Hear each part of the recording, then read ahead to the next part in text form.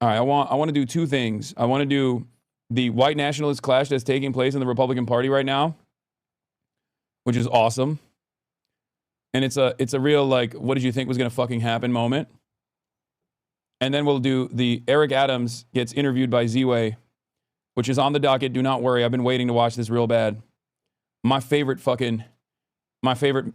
mayor, America's mayor, the real America's mayor. Investigation revealing the fierce backlash within the GOP against Tucker Carlson for his interview with controversial white nationalist and Holocaust denier Nick Fuentes.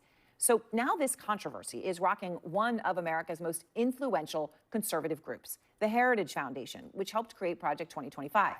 Kevin Roberts is the president of Heritage, and he is in damage control. I mean, initially, he defended Carlson's interview. It was an interview that drew bipartisan outrage over comments like this. And I think that neoconservatism, where does it arise from? It arises from Jewish leftists who were mugged by reality when they saw the surprise attack in the Yom Kippur War.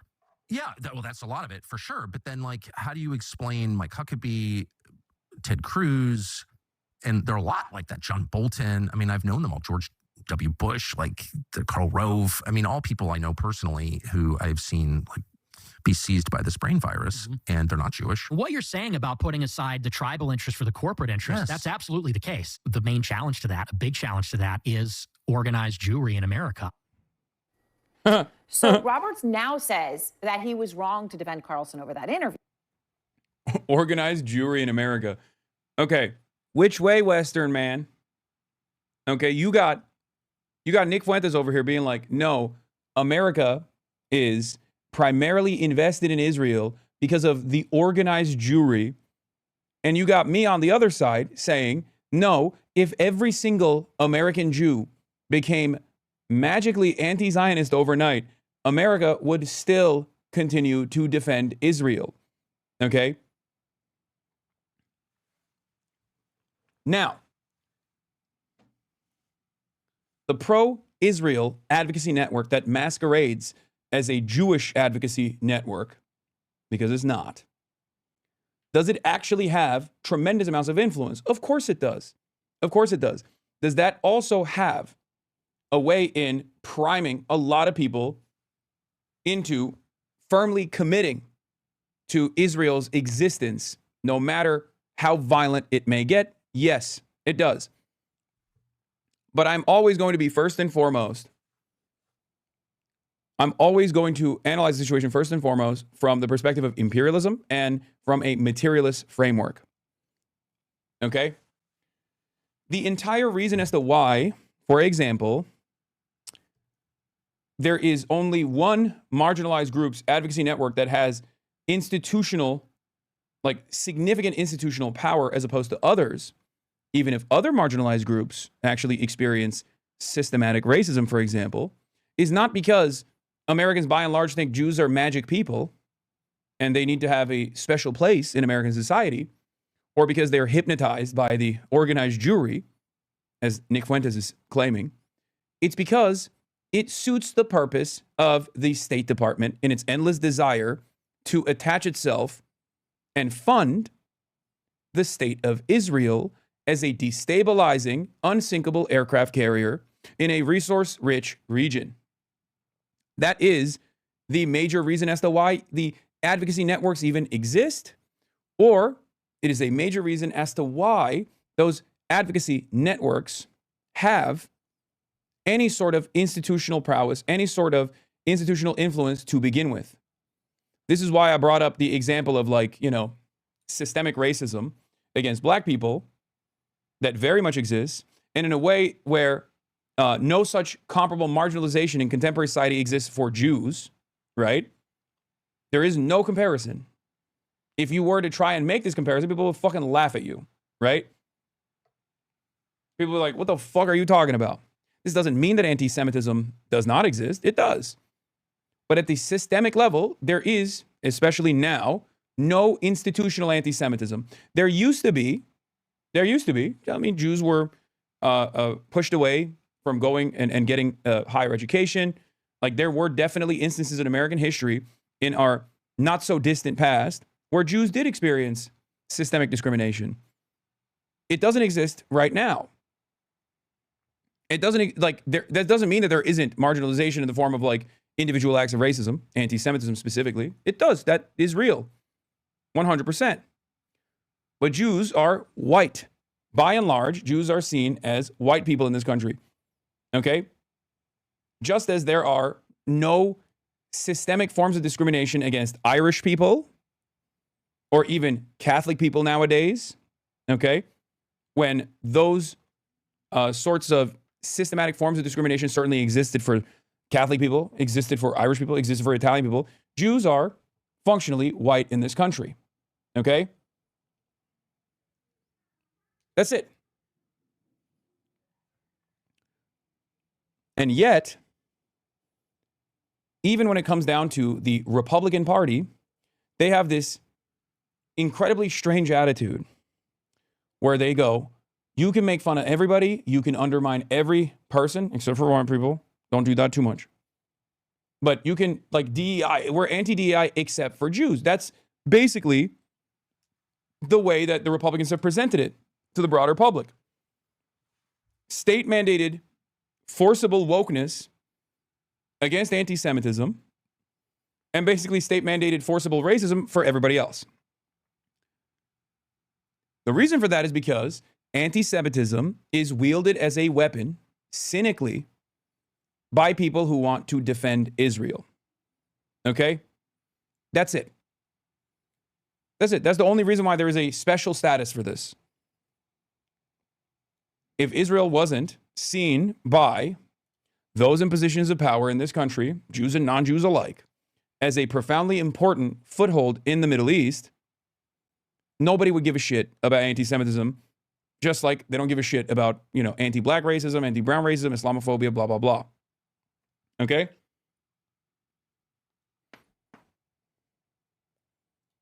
That's it. Nazi.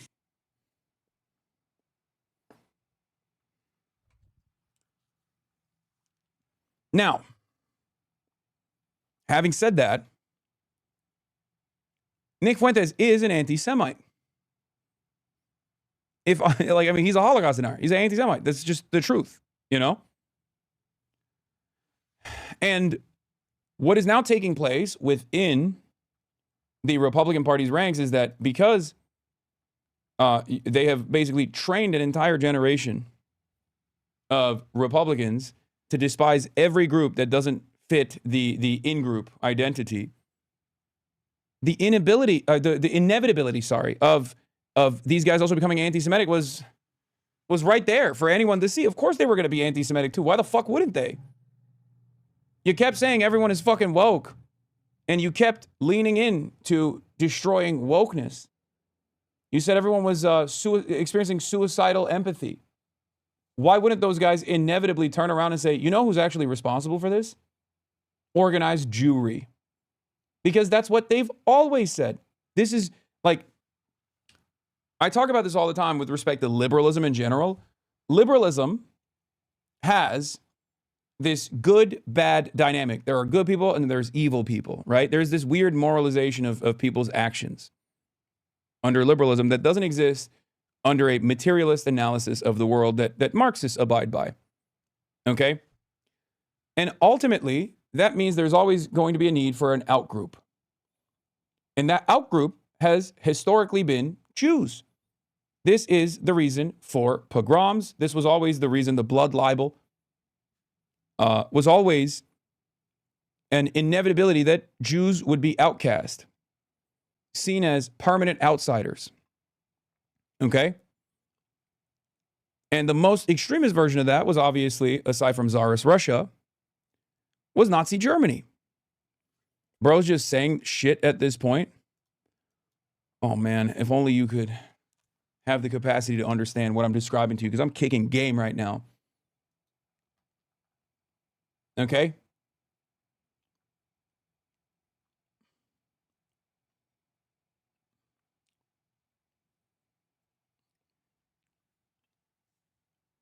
If only.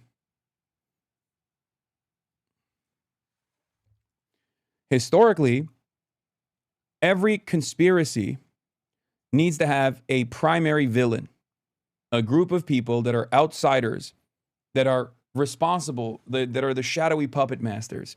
And historically, that group of people has always been Jews. So it is additionally insane that conservative Jews that work within the confines of the Republican Party, whether it be neocons or whether it be, Mark Levin, David Horowitz, who obviously died recently, Ben Shapiro and the like, thought that this wasn't an inevitability. Okay? You said liberal and you thought you meant Democrats? No. I mean liberalism as a political theory. Jewish people have always been historically the popular scapegoat. When material conditions collapse, people turn around and blame the Jews. This has been the case. Shut the fuck up, Hassan, you fucking loser. Kill yourself. Cry more, Hamas Piker. October 7. October 7 lever. Just admit you spread misinformation, lol. Luffy Lamau. Hey, King. Hey, King. How does it feel that the entire world, the overwhelming majority of even the Western world, realized that I wasn't spreading misinformation at all and now agree with me? How does that feel, brother? That's gotta hurt. Give it a couple more years. You'll realize that I'm one of your last remaining allies. If trends continue the way that they do, you'll be coming in here once again to be like, I am so fucking sorry.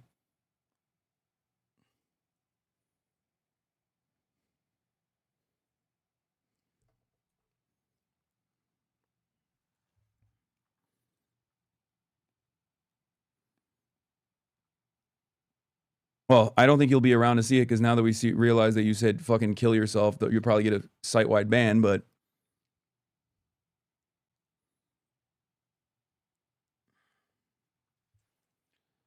you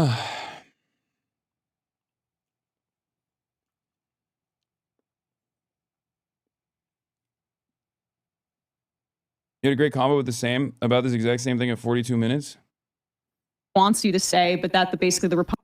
Oh, yeah. Rise of Jewish hatred in the media landscape.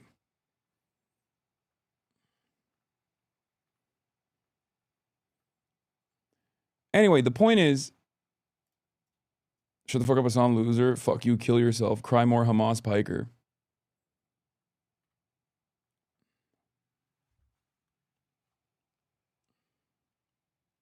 So, there's always a need to wrap this worldview that operates on good-bad dynamics with primary villains, okay? Like the people responsible for it. The Marxist opinion on this, the Marxist analysis on this dictates that people's class positions unite the capital owning class to operate alongside their class interests. The liberal position, the capitalist position, has no way of addressing why so many wealthy people operate the way that they do, so they look for alternative villains. Nick is the best. Nick is the GOAT. Okay. Sure, buddy.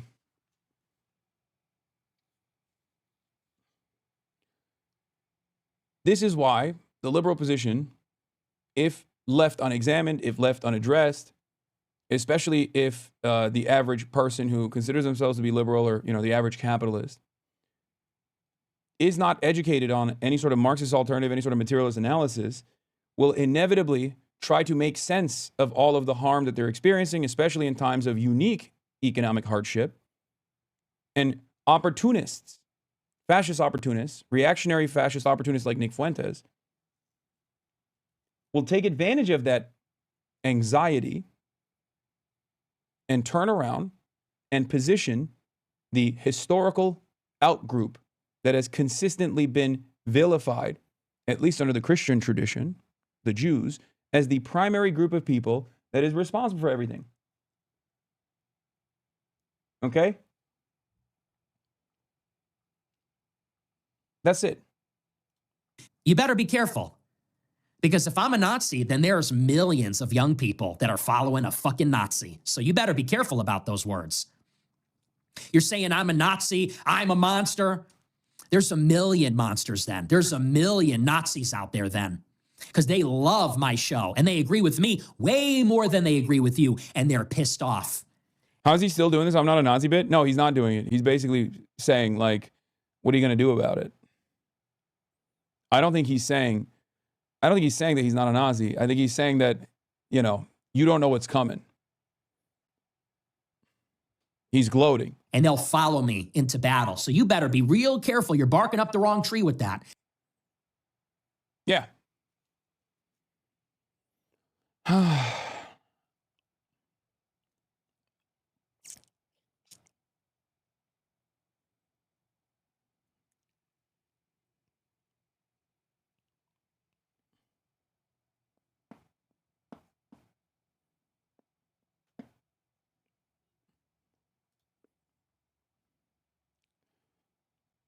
Anyway,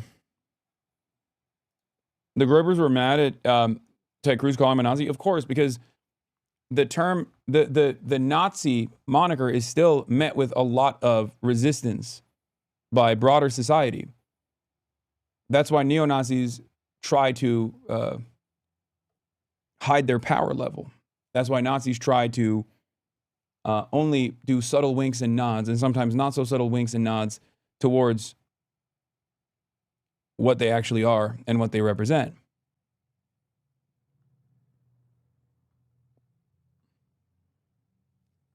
He's not hiding it well. Just a couple days ago, where is the lie? Fuentes, Jews are running society. Women need to shut the fuck up. Blacks need to be in prison for the most part, and we would live in paradise. But I'm sure I'm taking this out of context, right? Where is the lie?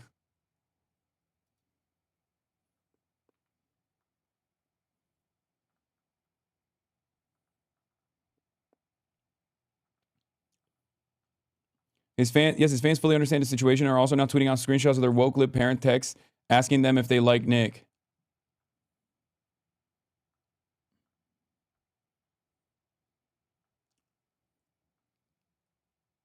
The only difference with the original Nazis is that they were ex-militaries from World War I, while in his case, it's mostly virgin incels afraid of going outside. Yeah, but the more we spend time online, the more damage you can fucking do. Own your fucking mom, dude. Time to stand up to that bitch. Time to stand my ground, says Johnny Football. So you follow/listen to Nick Fuentes? Yes. That's sick, bro. Fucking sick. I just own my mom in the marketplace of ideas. That bitch. Yeah. No more nap time. Yeah, my bitch ass mom, dude.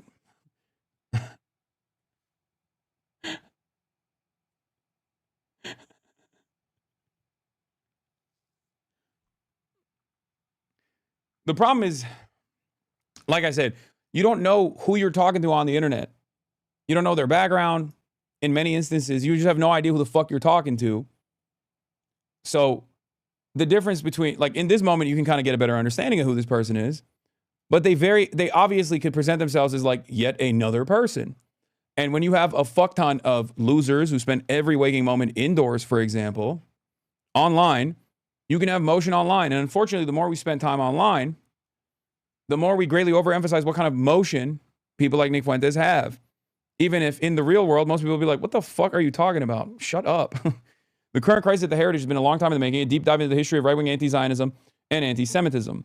This is a useful genealogy of right-wing anti-Zionism, but searching for a respectable America First anti-Zionism in 2025 is a bit like searching for a respectable liberal Zionism. Those voices exist, but they are few and far between, and swimming against the dominant current.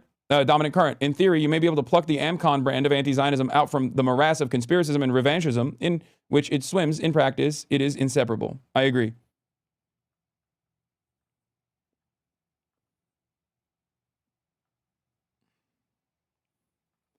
One of the funniest aspects of this that a lot of people don't understand is that because this movement is primarily online, you do sometimes end up seeing these unique voices in the real world.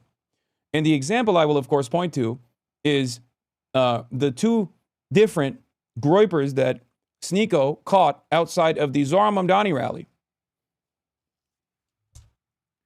One was a brown dude, a Muslim brown dude, and the other one was Mexican. Both were brown. Both were Nick Fuentes acolytes. That to me is a testament of how extremely online this movement is. Sneako himself is an ally of Nick Fuentes. He also happens to be fucking Haitian and Filipino. And now also Muslim. He reverted to Islam as well. Oh, he said he's leaving the red pill, new grift now?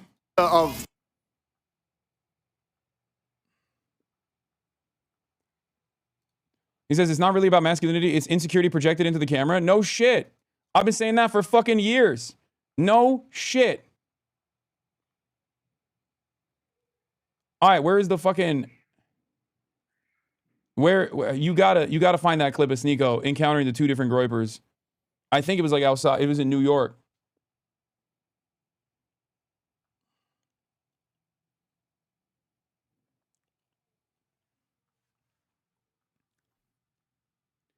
He was fiending at the Zoran victory party. I don't think he was allowed in. Yeah, look this. Wait, bro. Yo, you ballsy with that fucking hat, nigga. Wait, yo. I love your content. Ballsy. Wait, what's your name, bro? Armando. Yeah. Are you Mexican? I'm descendant, yeah. You're a Mexican groiper, bro. Just like Nick Fuentes. You're gonna make this shit hot, bro. Get the fuck away from me, nigga.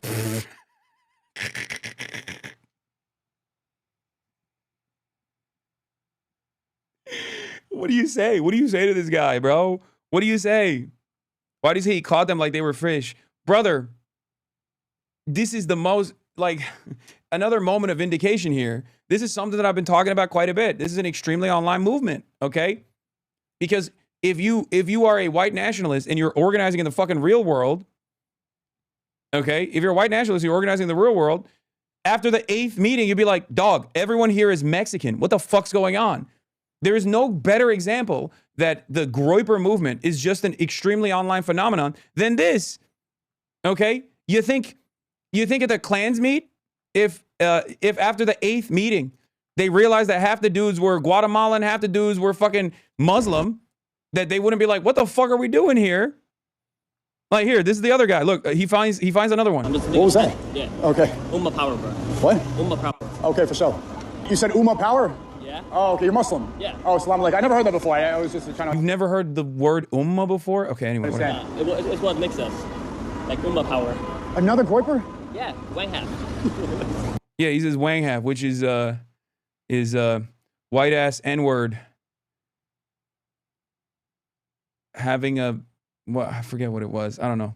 That's like their little call sign. What is it? Oh, going hard as fuck. White ass N-word going hard as fuck. That's what that means. I don't need to learn that. Well, now you did. You know quite a bit, boss. Bitch, this is my fucking job. Of course. I am literally the fucking doctor of racism. Why the fuck do you question me? Okay? I know everything about racism. I have a PhD in white supremacy.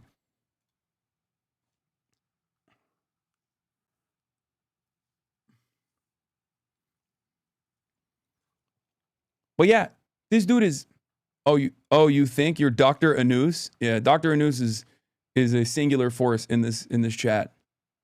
What? Niggas is multiplying. You're a Mexican groiper? What are you, Pakistani? No. What are you? I'm like from the Middle East side, like the upper side. What? Yeah. What is that? The upper Middle East? Yeah. I'm not gonna dox myself, but in that region. Remember when I said one FIFA streamer came swinging at you over the Kaya stuff, and then I found out he likes Fuentes? He's Mexican-American too. His parents are fully Mexican.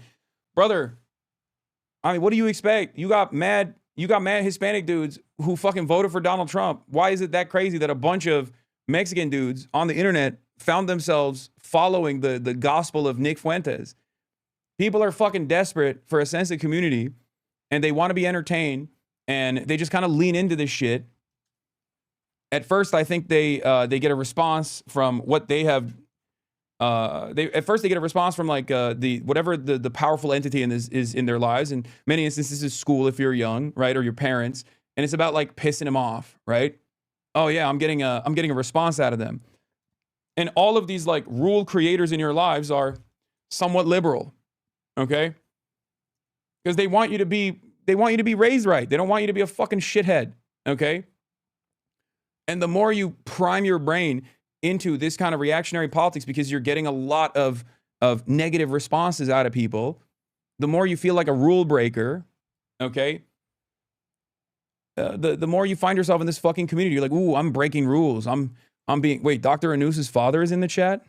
Hi, Hassan. I was told my son came in here earlier starting trouble. I just wanted to apologize for his behavior. He's normally a good kid. I think he had a tough day at the hospital. Please do not ban him, as he really loves your streams. Yes.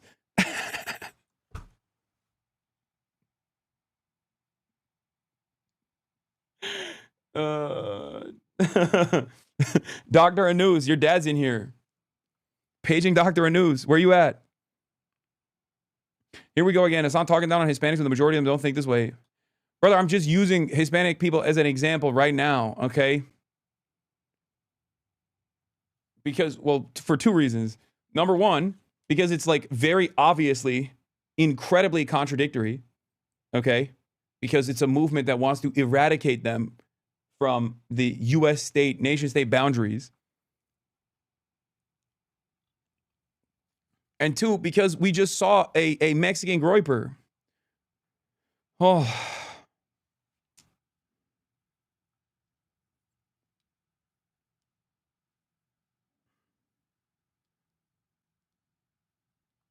Also, the main guy is Mexican. Like, Nick Fuentes is literally Mexican. So, should we not address that contradiction? The entire point of what I'm trying to explain here is that, like, this movement, by and large, has become incredibly diverse. And the reason why it has the capacity to be incredibly diverse is because it's primarily online. Okay? That's it. This is proof that this is an extremely online movement. How do you not understand that? Because it's so inherently contradictory.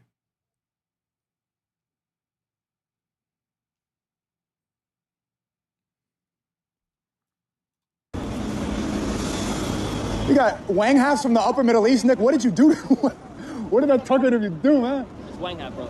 I was way before Wang Hat than Tucker. For sure, man. That's what's up. That's what's up, dude. I feel like, bro, it's peace, man. Assalamu alaikum. Is this real life? Like, what the fuck is happening?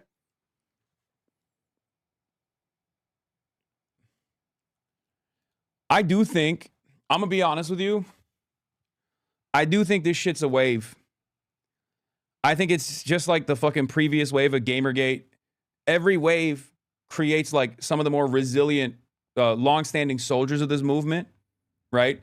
Just like you see those fucking loser-ass, like 45-year-old video game commentary dipshits who still are just like, meh, constantly crying about titties and video games and whatnot. But the overwhelming majority of the fucking fan base inevitably grows out of this kind of shit. I also still believe that the overwhelming majority of people who are like, I'm a graper, I'm a Nazi, like the ones that are running around right now, primarily young people, are eventually going to fucking grow out of it. But that doesn't mean that the movement doesn't grow. It does. With every wave, there's still a bunch of fucking hanger-ons that stick around and actually become, permanent soldiers of this kind of cause, this kind of movement, right? But it's especially established on shaky ground when, half of the people that got your TikTok clips are like not even a part of the in-group, that are a part of the out-group that is supposed to be destroyed, ethnically cleansed. They'll unironically be in here asking for free healthcare and safety nets when their parents get tired of this shit and throw them out. That too, but like, there are people in this community that also found themselves in the throes of this like right-wing algorithm. Okay? There were people who used to watch Ben Shapiro videos. There were people who watched Steven Crowder videos. There were people who watched like whatever the OG version of Nick Fuentes was on the internet, like Stefan Molnier, Milo Yiannopoulos, shit like that. And they fucking grew out of it, and they realized that was embarrassing. Part of that is because they found someone like myself. In many circumstances, because they're like, yeah, I grew out of that shit. It was really stupid because I started watching you, and I was like, this is dumb as fuck. Yeah, Jordan Peterson, Joe Rogan, even though Joe Rogan is still very much around and still very much a part of that same pipeline.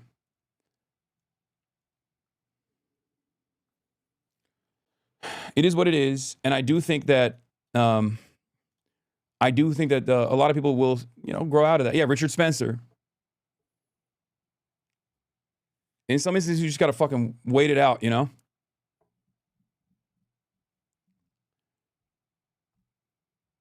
But some people don't. Some people don't grow out of it.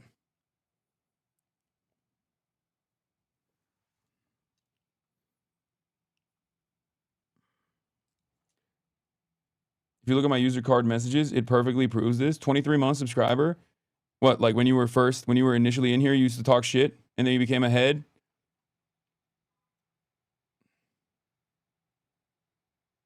Damn, bro, you chat way too much for me to fucking go all the way up.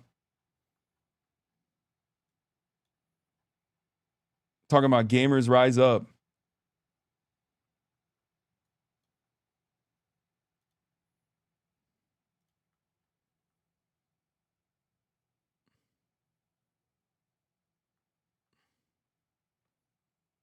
Cops need more money for better training. Bitch, you haven't said nothing in here. How is it that we can allow these clowns who don't even know how much any common thing costs tell us that we can't/don't deserve $2,000 checks? You fucking debated me.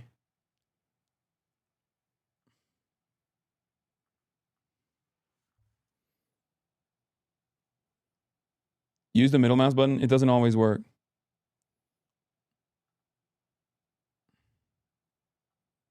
Baited you into reading about gaming? Yeah, I see that. Okay, stop. I keep reading the same shit.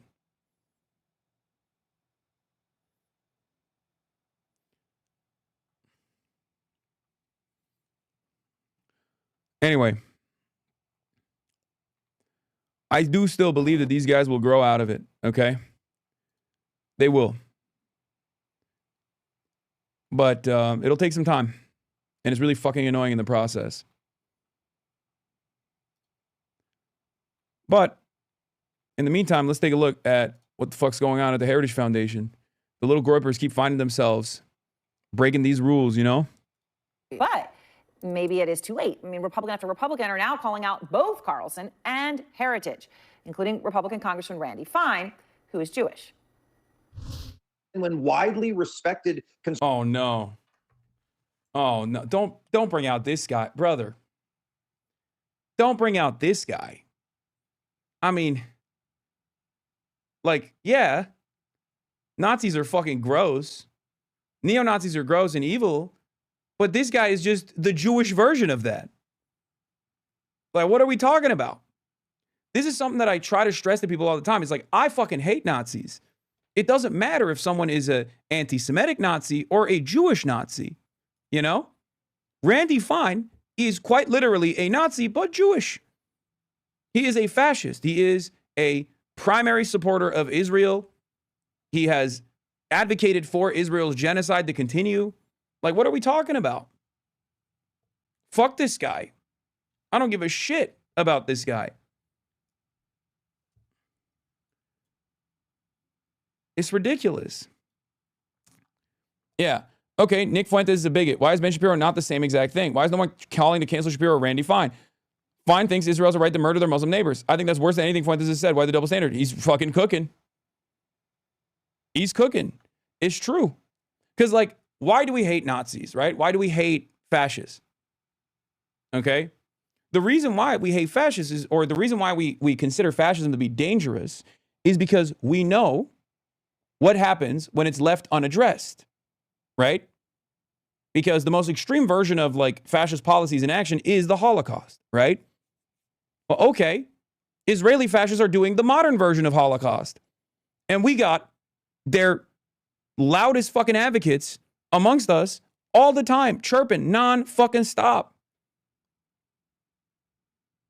So in that regard, one dude is trying to restore the old guard version of Nazism.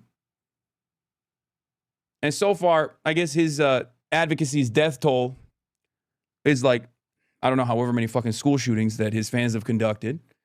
But Randy Fine's advocacy literally revolves around Israel, which has more numbers on the board in contemporary society. And yet, we look at Randy Fine as a perfectly valid, perfectly normal citizen and a normal part of American society.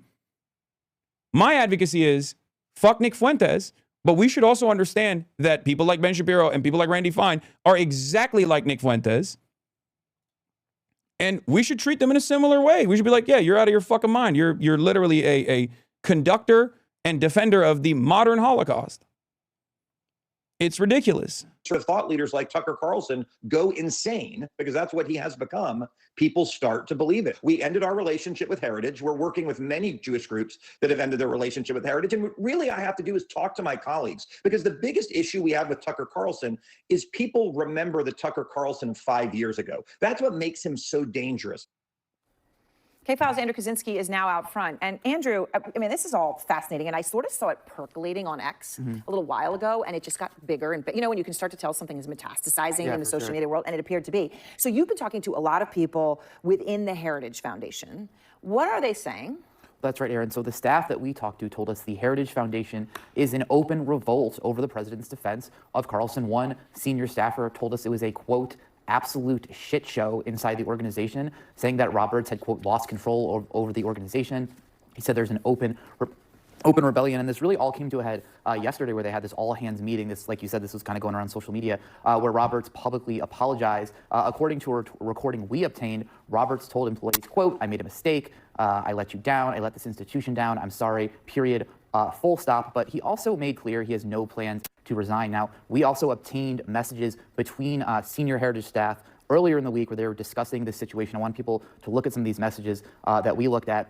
One of them described the workplace as, quote, flailing and in damage control. Another said this makes me sad and mad in a comment to another top level staffer. One senior staffer reposted a colleague saying this crap is really hurting Heritage, and added, as it should. Another wrote, I'm disgusted by this, and I don't understand how this premeditated and orchestrated response that's talking about the initial Roberts video could come out of one of the biggest think tanks in the world. The source who provided this to us basically said they didn't want these names to be identified for fear of retaliation. And Aaron, this backlash is not just limited to the staff of Heritage, it's also reaching the foundation's donors. One major donor whose organization contributes more than $500,000 annually to Heritage Foundation told us that they had totally lost faith in Roberts. You can see their quote right there. They said, I'm waiting to see how things play out, but if Kevin remains as president, we will not be giving to Heritage. Likewise, the Zionist Organization of America, that's actually the oldest pro-Israel group in the United States, announced that it was withdrawing from Heritage's initiative on anti-Semitism unless Roberts publicly apologize and retract his praise for Carlson. Now, current and former staff that we spoke to, they really say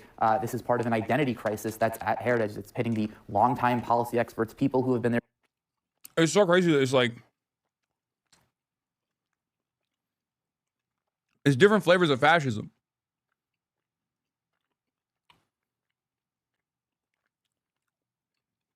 That's it.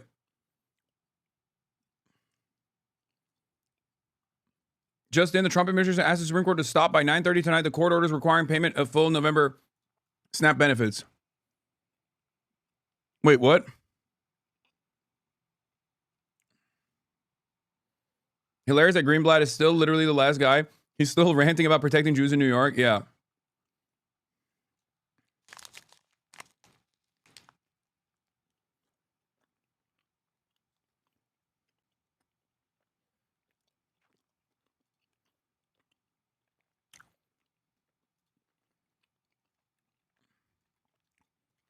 Kevin Roberts made everybody mad. It's just incredible how much Kevin Roberts and by extension Heritage have managed to piss everyone off in just over 1 week. All thanks to a 2-minute video. Nick Fuentes last night. Kevin Roberts. Kevin Roberts, we're going to fight for these young guys. Yeah, well, you lost them after your apology, cuck. Nobody respects you and nobody respects Heritage. You're finished. Just a matter of time. Just wait.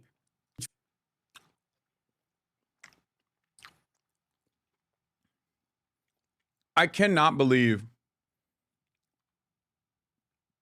how much prestige this motherfucker got for being anti-Israel for years due to his anti-Semitic position. Like, it's not like he's anti-Israel because he loves the Palestinians that are being slaughtered. You know, he doesn't give a fuck about them at all. He hates Muslims. And depending on his career ambitions, he might even hate Muslims more than he hates Jews, right? Like,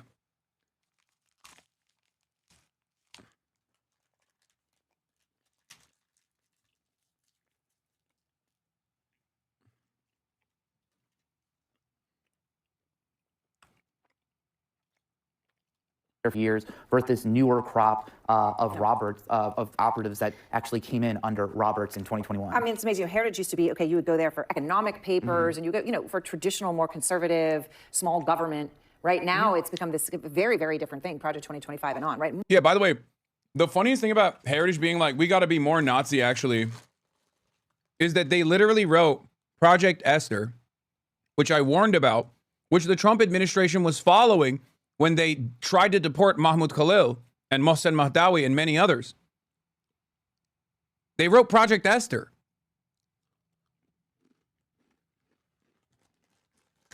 That's their thing. And I told you back then, this shit has nothing to do with anti-Semitism, obviously.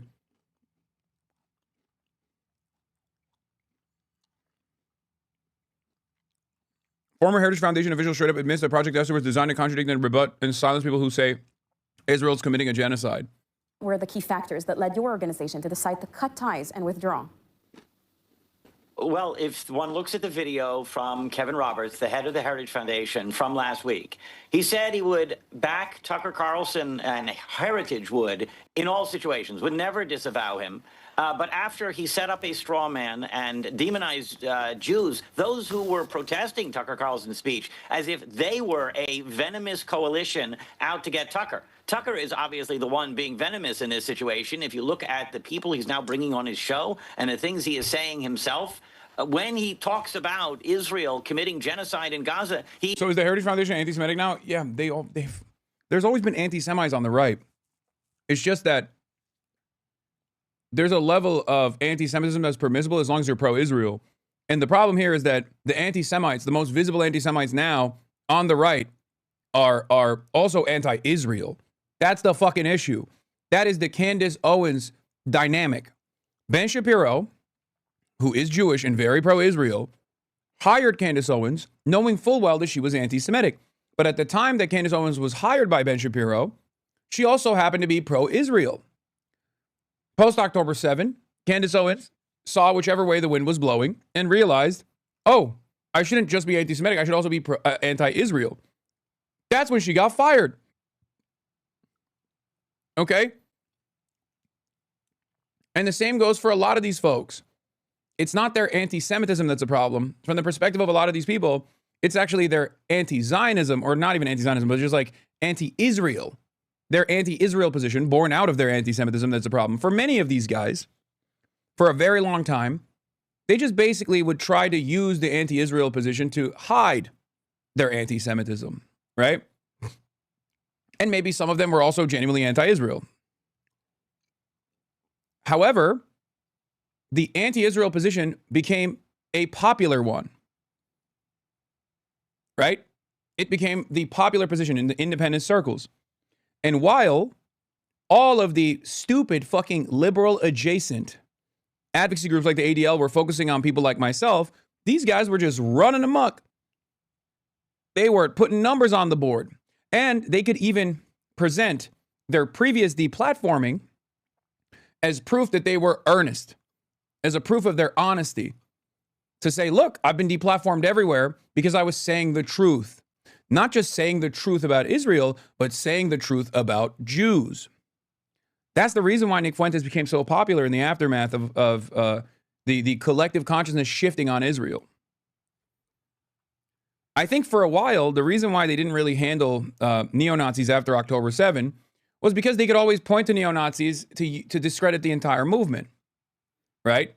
They could just be like, you see, this is how the anti-Zionist movement is. They say they hate Israel, but they actually hate Jews. Look at some of the more popular figureheads in the anti-Israel movement. If they thought they could isolate the anti-Zionists who are simply anti-Israel but not anti-Semitic and deplatform them, then all that would remain would be these like weird, random anti-Semitic people. But the problem is they miscalculated. All of these advocacy groups, they miscalculated. They didn't think that like people would actually turn against Israel. So when all of the prominent voices, many of which on the right, became like some of the few popular critics of Israel, that ended up making people not just anti-Israel, but also anti-Jewish as well.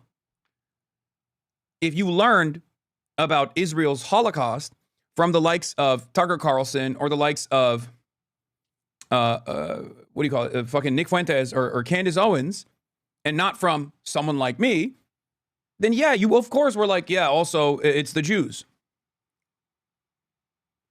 Yeah, and this was the method for the longest time. Look, in 2015, at Ann Coulter tweets regarding Jews, awful nonsensical, but Ann Coulter is also super pro-Israel and always has been so I won't lose sleep.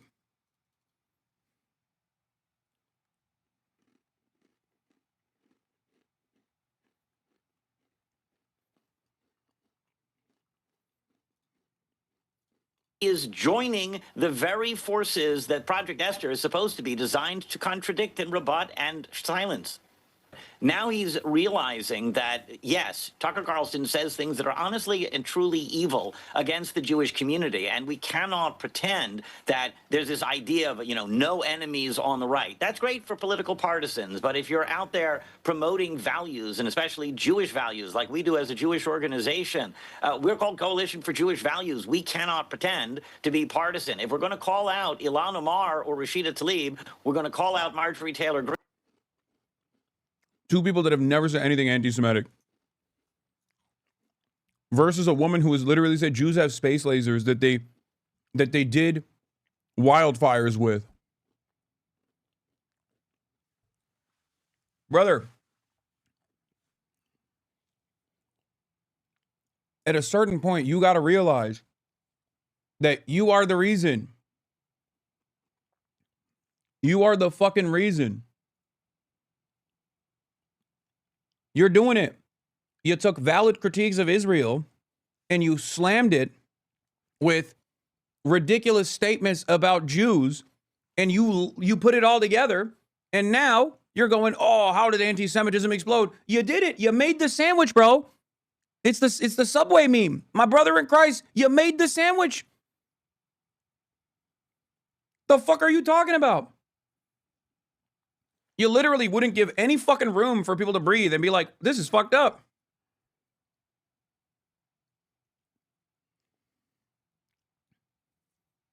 Who is Ilhan Omar?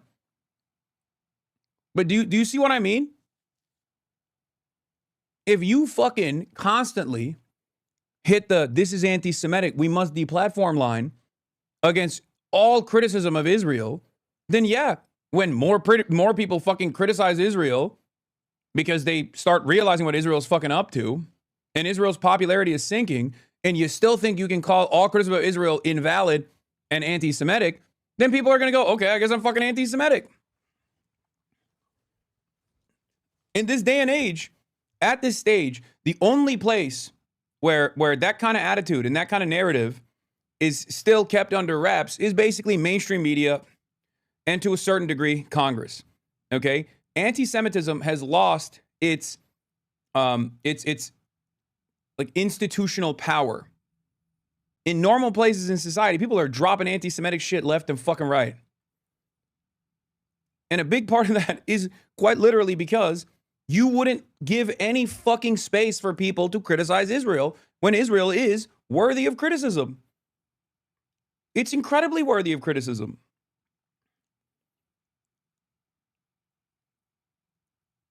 It's fucking crazy. And they're still doing it. They're still like, Zohran Mamdani is anti-Semitic. Motherfucker, it's people like myself, it's people like Zohran Mamdani who are the last non-anti-Semitic people out there who are still criticizing Israel, and you're still focusing on people like us. The fuck is wrong with you? You're a fucking idiot. There's like straight up people running around being like the international Jewry is responsible for hypnotizing every single person, and they're hypnotizing people to be woke and gay and consume pornography and love Israel unconditionally, blah, blah, blah, all this shit. And you're over here getting mad at a person who's like, hey, I think we should divest funds from, people doing terrorism. Like people who are trying to sell illegally occupied properties that they stole from Palestinian people. If that's your main gripe, you fucking lost.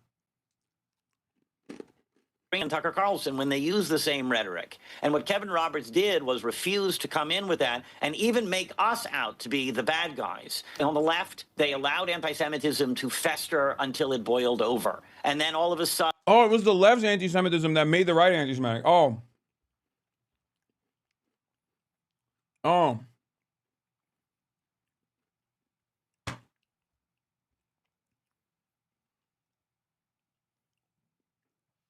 look, I advocate for the things I advocate for because I'm stubborn and I fucking believe it. And I'll continue trying to the best of my ability, combat anti-Semitism, regardless of whatever the fuck these douchebags say. Okay? But not many people are going to do that. Because people go off of fucking vibes. Okay? And right now, the majority vibes are fucked. That's it. We have anti-Semites actually in Congress telling us horrible things about Jews. And Jewish organizations just sat there, Yeah, I know. or worse, became indoctrinated themselves. Now, on the right, that's not going to be allowed to happen. Anyway, that's all I got for today. Unfortunately, I couldn't get to the Z-Way video. I will do that tomorrow, hopefully from Los Angeles, California. But I gotta go. I lied. I gotta go. Scammer? Okay, calm down, man. All right. I have some fun plans tonight. I gotta go party. I'm sorry. Peace, everybody. No outro music even.